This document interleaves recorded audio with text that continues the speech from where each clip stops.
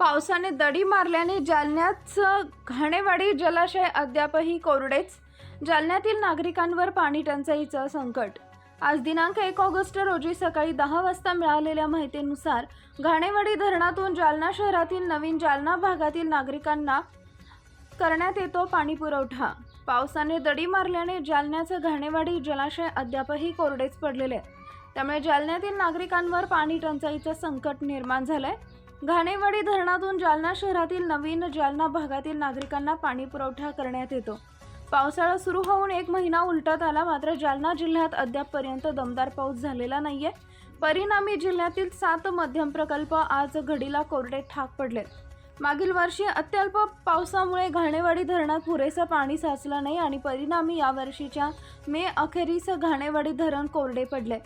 पावसाळा सुरू होऊन 1 महिना उलटलाय, मात्र जालन्यात अद्यापपर्यंत दमदार पाऊस न झाल्याने घाणेवाडी धरण अजूनही कोरडेच आहे. घाणेवाडी धरण हे निजामकालीन असून 18 फूटपर्यंत पाणी साचण्याची क्षमता यात आहे. मात्र आज घडीला यात 0% पाणीसाठा निर्माण झालाय. त्यामुळे आता तरी वरुण राजानं आपल्या कृपादृष्टी जालनेकरांवर करावी आणि दमदार पाऊस पडावा अशी मागणी जालन्यातील नागरिक करत आहेत.